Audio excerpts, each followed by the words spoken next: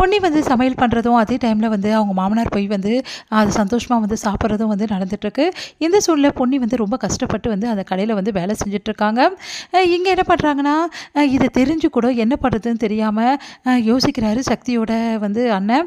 அவர் வந்து என்ன பண்ணுறாரு, இதை வந்து கண்டிப்பாக சக்திக்கிட்ட சொல்லியே தீரணும் அப்படின்னு சொல்லிட்டு யோசிச்சுட்டு இருக்காரு. அம்மா ஏன் இப்படி இருக்காங்க, பொன்னி பாவம் அந்த கடையில் தினம் தினம் வந்து வேலை செஞ்சு அந்த காசு எடுத்துகிட்டு வந்து வீட்டில் வந்து சமைக்கிறாளே, ஒன்றுமே புரியல இது அப்படின்னு சொல்லிட்டு யோசிச்சுட்டு இருக்காரு. இந்த சூழ்நிலையில் சக்தி கிட்ட வந்து போய் பேசலாம் அப்படின்னு சொல்லிட்டு அவங்க அண்ணன் போகிறாரு.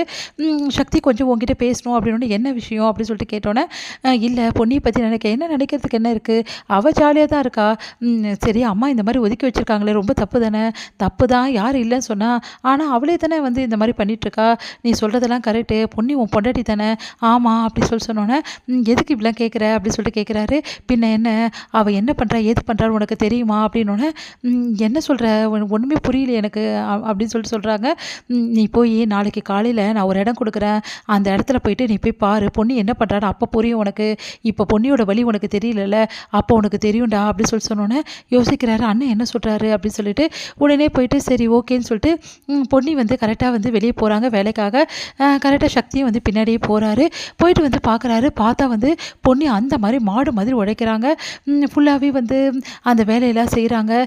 எல்லாமே வந்து அந்த கடைக்காக உழைச்சிட்ருக்காங்க. ஃபுல்லாக வந்து அவர் விரட்டி அந்த கடைக்காரர் வந்து வேலை வாங்கிட்டே இருக்காரு. தொடர்ந்து வந்து பொன்னி வந்து ரொம்ப வெயிட்டான பொருளெல்லாம் தூக்கி வைக்கிறாங்க. ஃபுல்லாகவே வேலை செஞ்சுட்ருக்காங்க. இந்தாம்மா இன்றைக்கி உனக்கு சேர வேண்டிய சம்பளம் அப்படின்னு சொல்லிட்டு அவர் வந்து காசு கொடுக்குறாரு. அதை பொன்னி வாங்கிட்டு வராங்க. இது எல்லாம் பார்க்குற சக்தி வந்து மனசு கஷ்டப்படுறாரு.